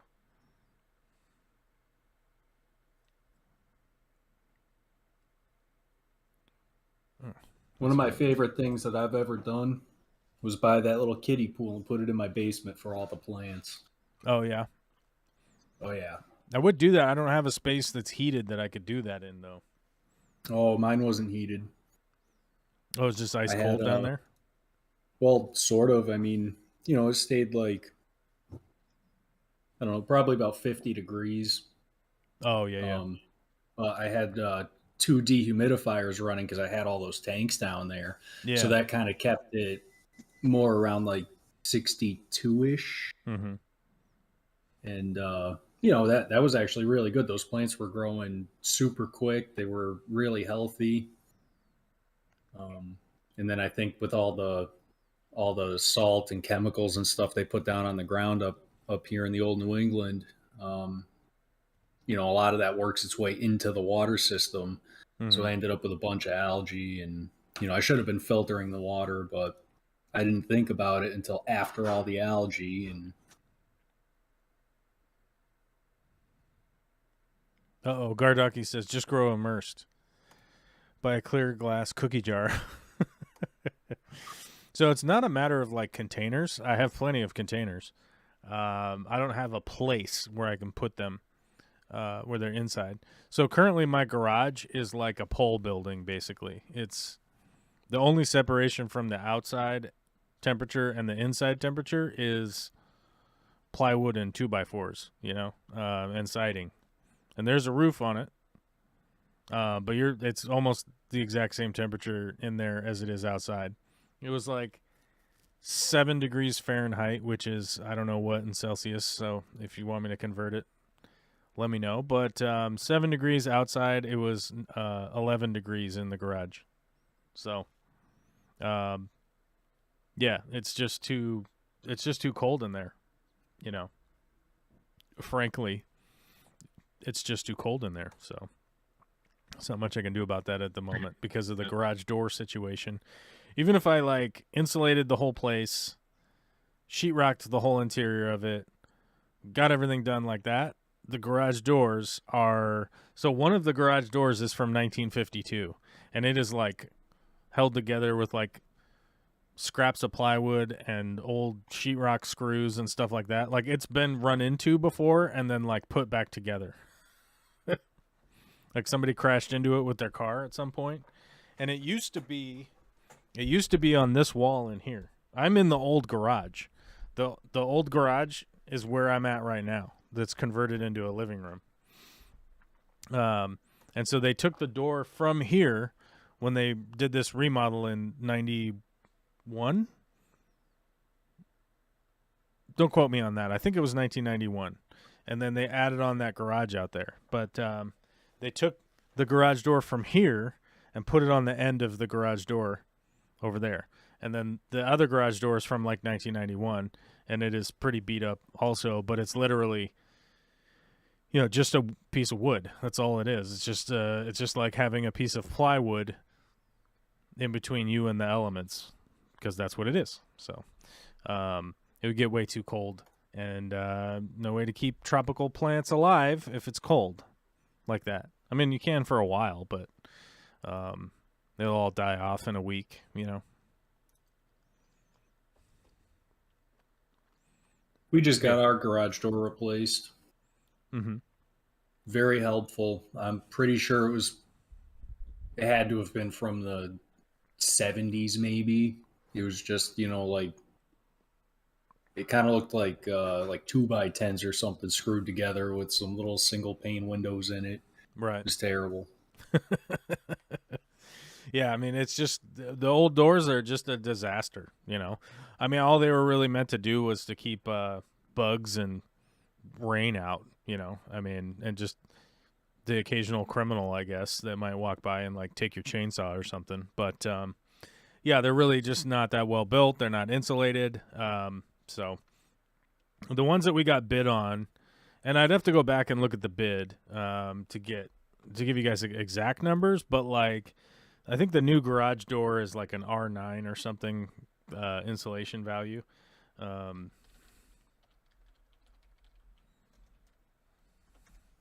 wonder if I can find what the garage doors were. We went with the R12 only because it's directly below the living room. Oh, yeah. Needed that little better insulation because the floor used to get cold, and we've actually noticed a pretty big difference with the temperature inside the house. Oh yeah. Yeah, and it's one of those things that, like, you know, it costs a lot of money to get a good insulated garage door, and then you kind of go like, well, I don't know if I have that money. Let's see. Here's the bid. Here's the old bid. This bid is out of date, though. So if we go with the...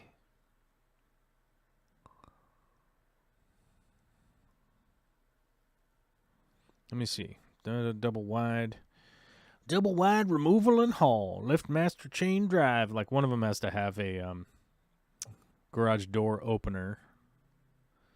So this is if I go with the R value 7.4 on both doors. And that works out to $5,000. And then if I go with the R value 9 is 5,500 or something. 5,600? Yeah, 5,600. Yeah, to replace those. And right now we just don't have the money. Well, it's not that we like don't have the money. It's like we'd be breaking into emergency savings and stuff like that. So we just have to wait and make some more money and do our taxes and all that kind of crap, and then hopefully move forward on the get the doors done. But like I said, we have to get a new bid from the guy. So yeah. Let's see. Pond sealant. Well, that reminds me, I got to do fiberglass work this week. Building a sump for the beta racks.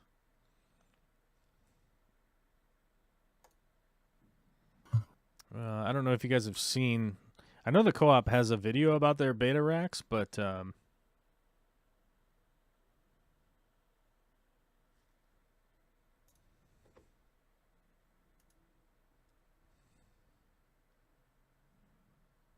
on a minute. Let me check.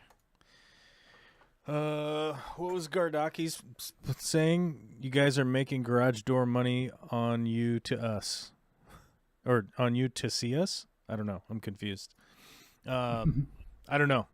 We have 2 garage doors, and we have to get them replaced. It's an old house, and I had the money. We had the money. Sorry, let me rephrase that. We had the money set aside. I've talked about it at length on the live stream a couple times, but I've done a lot of work to this house already, and I got a lot more work to do to this house.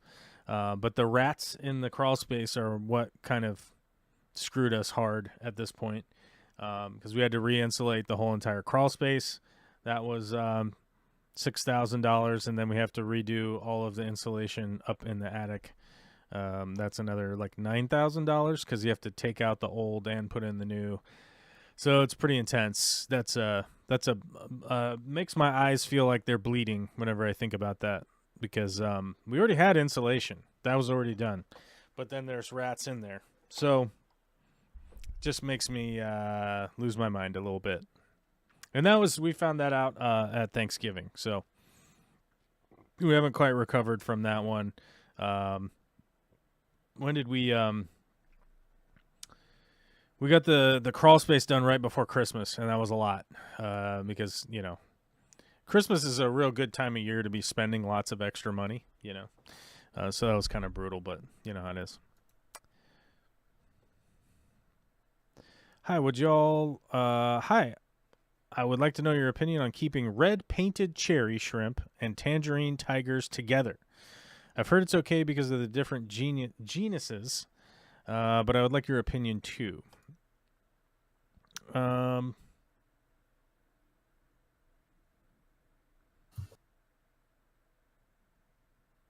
So, I forget tangerine tigers. Water. What's the water parameters on tangerine tigers? I feel like it's different. Yeah, they're it's a little bit different. colder. It's a little bit colder for tangerines. pH Softer is a little bit. as well. pH is softer. Yeah. So my big concern with keeping those 2 shrimp together is that they want it colder than cherry shrimp do. They want it softer than cherry shrimp do. So those are going to be your 2 big concerns, right? And so while the tangerines could live at cherry parameters and the cherries could live at tangerine parameters, that's going to be an issue because, like, let's say you have your cherries and you want them to be breeding a lot because, like you said, you have red painted cherries, so you don't just have blah, blah, whatever cherry shrimp. Like, you don't just have them. You probably want them to continue to breed. You want to continue to cull the ones that aren't that great, probably feed them to some cichlids or something, and then just keep that line breeding and doing really well and looking really brightly colored and all that. In order to do that, you're going to need to be a little warmer temperature. So cherry shrimp, painted cherries especially, you probably want them about 78, 76. You definitely don't want them down at the 68 and lower. You do want a little bit of hardness in the water for them. You don't want that super soft water. You want pretty neutral water, and keep them breeding. Now, if you do that, the tiger shrimp will stop. They'll stop breeding. They'll stop doing as well. I think tangerine tigers are much more expensive these days. Steve, how expensive are they now? I don't even remember. I think that they're if I had to guess, they're probably in the 15 range. Yeah, something like that. Yeah, I haven't even seen them in the store, so I don't even know what the availability is on them at the moment. Let's see. Let's see some average prices. Choose options.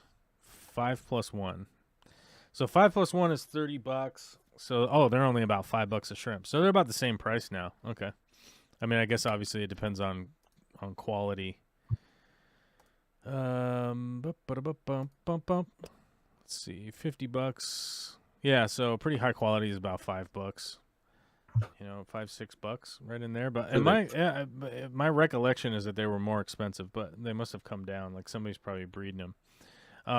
But technically, the tigers are Caridinus as opposed to Neo Caridinus, so you don't really want to be mixing the two. Like they won't like crossbreed or whatever, but like one group will be unhealthy essentially. My local fish store gives me the same amount for either one. Okay. Yeah, I mean, I would just keep them separate because then you can work on your water quality between the two and see how well the colonies will probably improve because of that. Because the cherries, Neos, they are pretty bulletproof. I get it. Like, I know there's probably about 1 million people on the internet that'll tell you, like, I keep my tank at blah, blah, blah. I keep my tank at blah, blah, blah. And they're like, they do great. Like, okay, yeah, I'm sure that they do great if it gets cold. They do great if it gets a little bit warm. And by doing great probably means that they just are not dead, right? So, while they do need different water parameters, they can exist and continue to, exist, but they probably aren't thriving at the level that you would want them to be at. Now, if you're not concerned about that, then you're probably in the range of keeping them both alive. But they're not going to realistically breed out with each other. So, yeah. I wouldn't be too freaked out. I can't believe how far prices have come down. That's crazy. Yeah, certain things, prices have definitely come down. I don't know if it's, home hobbyists or maybe there's some new breeders that people are using. Because I do know that, like, even the breeders in Thailand and Vietnam and all that, like, they lost a lot of business not getting to export, right? So you could imagine if you're somebody breeding in Vietnam and you've got all these shrimp and you need to get all of them out the door because there's a limited time span of how long they're going to live. Maybe the prices have come down on some of that stuff, but I've also noticed like a lot of availability issues on certain things from overseas that just weren't the case before. And a lot of it just has to do with like, well, COVID came and it really effed up our business. So, that's all we got now. Yeah. But if you have a local store that's buying them off of you, that sounds like you're probably breeding to get some store credit and stuff like that, or maybe you're getting some cash. I would invest the time. I wouldn't invest a bunch of money necessarily in shrimp breeding projects. Like some innocuous stuff of spending money is not a big deal, but I wouldn't do a big elaborate systems or anything like that. But if you're talking about, I can go get a cheap tank, some cheap stuff, and set up another tank, and it's mostly just like some work, then I would say like invest the work time into that, into like optimizing your breeding to see where, potentially you could get a more productive colonies going. And in the long term, you don't really know where that's going to end because, something that gets profitable and is doing well and you're not spending a ton of money on it, maybe is something that you can expand on in the future. But like, that's what I would do for the health of the colonies is separate them because they do need different, parameters to really thrive, right? We kind of talked about that early in the show today. Like starting your aquarium off on the right foot is like a perfect example of, I knew a lot of shrimp guys, in the past that didn't want to set up extra shrimp tanks. But then I knew a bunch of guys that had 40 different tanks for 40 different shrimp. And they were doing that thing too. But I generally saw from the guys who were landed in the middle, who were the ones that were always doing pretty well. I think the people that went like way overboard ended up burning out and like losing their minds and realizing just how much money that they've spent and that blah, blah, blah, blah, blah, list goes on. And then the people that only had like one tank or whatever and just had everything breeding together, that they burned out too because they weren't seeing a lot of success from what they were doing. I feel like the happy place for an average person is like 5 to 10 tanks for a project, and you can keep an eye on it. You can maintain it. You can make sure like what you wanted to have happen is happening. And as little as 5 tanks, you could do a bunch of cool little projects that do really well for you. So that's kind of, I don't know, maybe I over-explained a bunch of stuff. But you did super chat $5, so I feel like I got to give you at least a little bit of my brain thinkings to pass that on to you. But that's what I would do, my personal advice. What do you got, Steve? You got any good advice? Oh, he dropped out. He muted himself. He had to go. He's probably talking to somebody. But, oh, who, me? Yeah. You got any good advice? Oh, yeah, sorry. Sorry, I wasn't listening. My grandmother called me. Oh, my God. Grandma called. I knew it. Something good must have happened. Okay, well, then let's change topics back to the Just Grow immersed plants, which ultimately is my plan long term for the hothouse that we're going to build here. Rolling plant table. So these oh my God, what? This thing just went insane.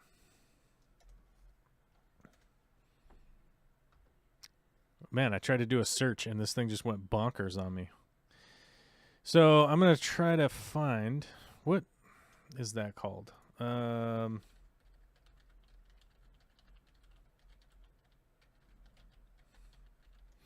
So long term, as you guys know, let me see if there's one, because I'm supposed to share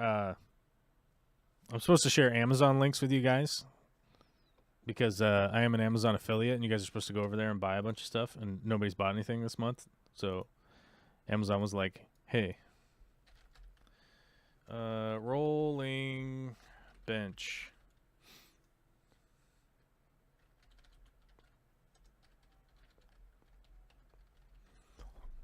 So the long-term plan is one of these guys right here.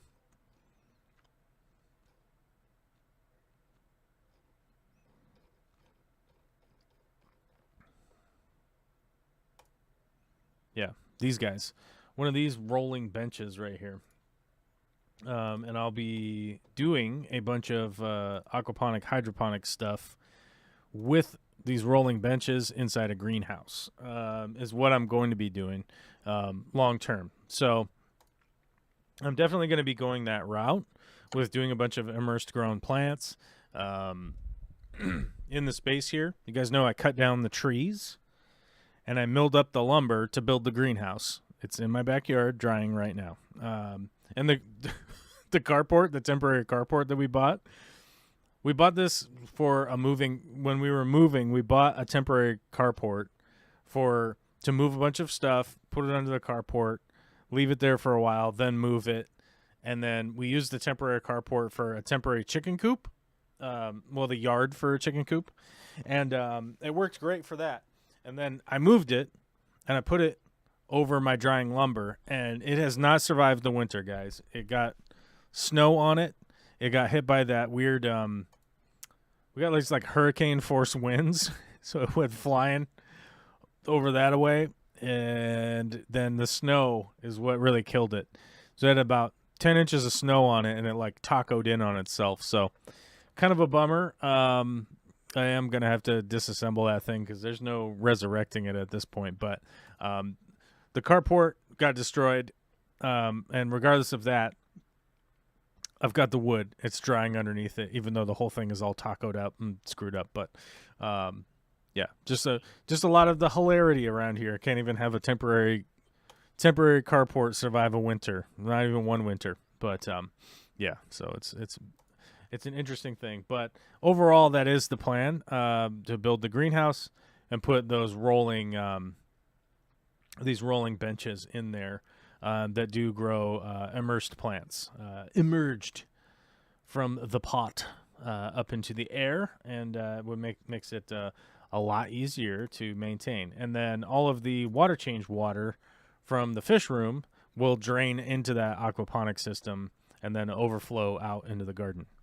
So that'll be the long-term plan for all of that project. Once that project gets going, right now it's Right now, it's just waiting. It's just waiting to pounce, as it were. But yeah, Are you yesterday gonna- I moved all my greenhouse the sheathing, the thick plastic rolls, basically. Yeah, and I was just like, God, these are heavy. But definitely was on my mind. Like, I got to put this to use.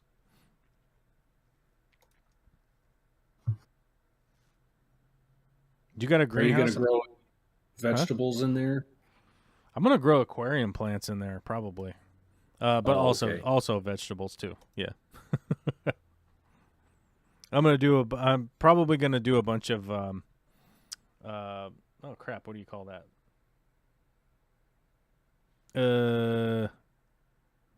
Oh, I can't remember the name of it right now. Oh. What is it when you replicate plants? God, what is that called? Tissue culture. Gosh, there we go. I had to start typing it out, and then my brain kicked in. I'm going to do a bunch of tissue culturing projects, and then once I have the starts, I'll move the starts to the hydroponic aquaponic setup and grow emergent aquarium plants. Just, I mean, not even really like as a money thing or anything like that, but it probably will turn into some kind of perk. I'll probably just be sending them out to people realistically, like, hey, pay the shipping and I'll send you 20 plants or whatever. But yeah, I mean, just because it's a project that I want to do and it's something I'm passionate about. You know, I'm also going to be building the automated systems here that will do fertilizer dosing, water quality testing via basically like publicly usable software, so you can actually track from your phone like what's going on with your system.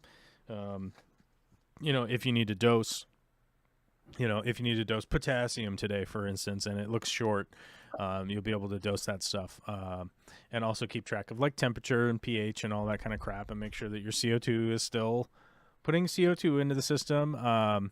We've worked out a bunch of the kinks in that project, so most of my fish room will be, putting a lot of those systems in place, videoing it, making videos about it so that you guys can check it out and see if it's something that you're interested in. But a lot of that stuff is just like, I'm just waiting right now. Like, I can only do so much wiring before I lose my mind, right? Of like, well, I can't put more outlets in. I can't run more plumbing pipes in. I got to have these garage doors. I'm just kind of stuck at the garage door phase right now. So kind of a bummer, but, sort of is what it is. And the downside of that is that people are like, why don't you just release videos? And it's like, but I don't want to release videos. I don't want to release videos and then end up having stuff with like 6 months in between it. Where it's like, well, what happened? Were you working on that project? It's like, yeah, I had to go make enough money to do the next step on the project. Meanwhile, 6 months have to go by in order for me to get enough money to do it. But yeah, I don't know. What do I know? I'm just some guy. Just some guy from before. Hey, Zip Gun, you're in Florida, right? Do you have any greenhouses or anything? I do not. I have a very small yard. Oh, all right. I'm working on getting a little system set up. That's my project for the next month. I should have 3 40-gallon tanks hooked together. Then I can start collecting fish again. That's pretty cool. I know you got some pretty cool local species down there.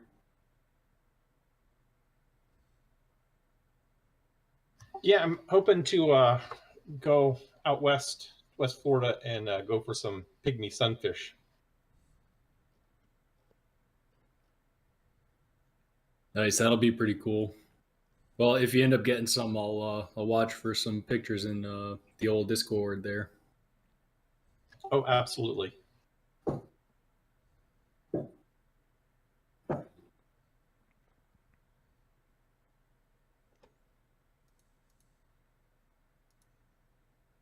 Pictures, Florida style. Yeah, I might end up having to go to Florida this year. Zip Gun, what general area are you in? I'm in the Northeast. I'm in Jacksonville. Oh, you're in Jacksonville. Okay.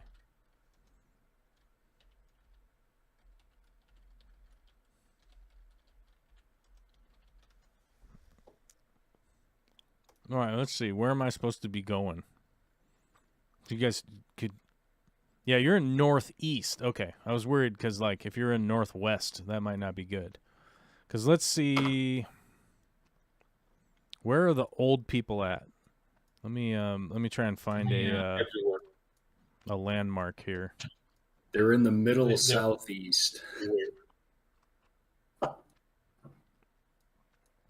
Where are they? If you see a sign that says "Welcome to the Villages," you've gone the wrong way. Well, they're on a boat. My old people. Olivia's grandma and grandpa, they're on a boat. Okay, here they are. They're somewhere down here. They're in the Keys right now. Okay, that's right. I talked to them last night, and they're like, we came down to the Keys, so they're somewhere down here. So if you guys are down in the Keys right now, you could probably find my mom and grandpa, or my mom and her husband. Olivia's grandma and grandpa. Where did they say they were? So I get more to the point is that so they bought a boat. They're old people, so they have some money saved up from being old. And they were like, well, screw it. We're not going to do this other stuff. What we're going to do is buy a boat, and we're going to cruise it around the Caribbean in the non-hurricane months, right? So they're just going to go do that. And that's what they're doing. So I think right now they're in the Keys, and then I don't know where they're going next. But if you're at the Keys, like, there's just the Gulf out there. There's no islands or anything that way, so they must be headed back and go towards the Bahamas and stuff, I think. I don't know. But we'll see. We'll see where they show up next. I mean, there's like the dried tortugas, but, you know, nothing that you'd want to... You'd want to visit that. Yeah, and you can't go to Cuba. That's against the rules. But as far as I know, that they're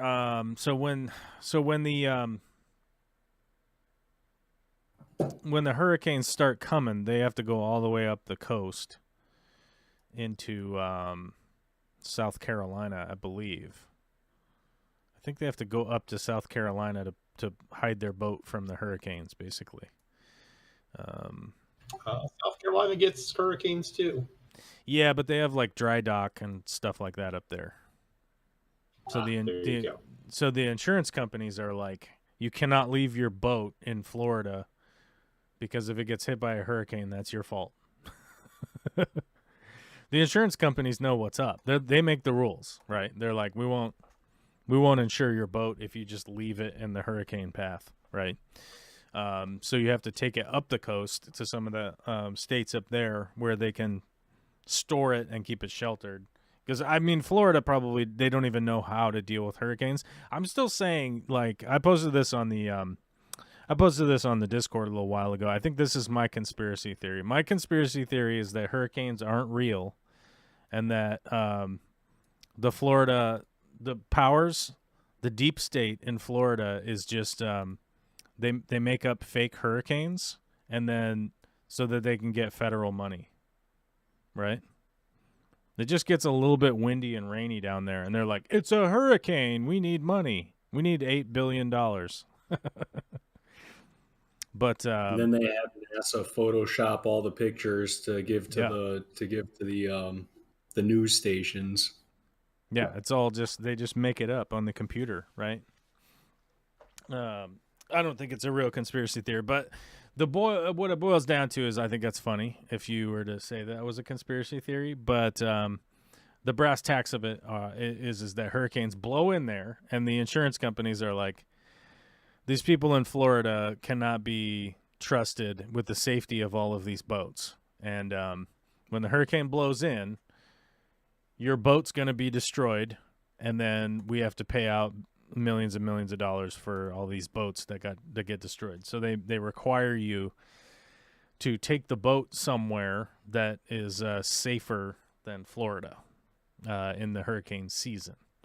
So I think one of the other places you can take it to is Bama. You can take it to Alabama and Louisiana, I believe.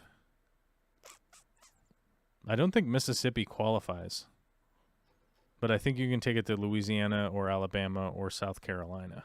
And I believe there's some places in Georgia, but they said those were so booked up that it's just like it's not gonna happen.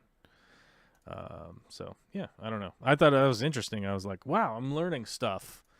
I'm learning so much stuff about things I'll never, ever, ever, ever, ever have anything to do with. You know what I mean? Because I'm not ever gonna have to put my boat in storage. I don't think. Yeah. Just as a reality, right? Oh my God, guys. Lowe's has an aquaponics table for $99. A hydroponic table. It's $99. Look at that. It just looks like a bunch of pieces of PVC put together. It's about right. Anyhow, we'll get out of that. I'll get distracted. Okay. Well, we lost people with our conspiracy theory talk. Rebecca showed up right for the end. It has been 2 hours. We did get a super chat of $5 from Rosie, who is also a member. Thank you very much. Hopefully we helped you out. If not, you could pop onto the Discord because you are a member and put a bug in the ear. You know what I mean? Put a bug in my ear. Take a bug and stick it right in my ear. Steven Scogland. What does he go by now? Skog Shrimp and Stuff. Gifted 10 memberships. We have 10 new members today. So you guys should, make that permanent, I think, or something. I don't know. Words. Word salad. All of the things I'm supposed to say at the end. You love it. The end of the show is your favorite thing. We had 2 callers today, Skog Shrimp and Stuff and Zip Gun, calling in to contribute to the entertainment of our show. If you want to continue to contribute to the entertainment of our show, you can. But or maybe you don't want to. Maybe that's not something you want to do. But it's a you call, not a me call. So anyhow, later.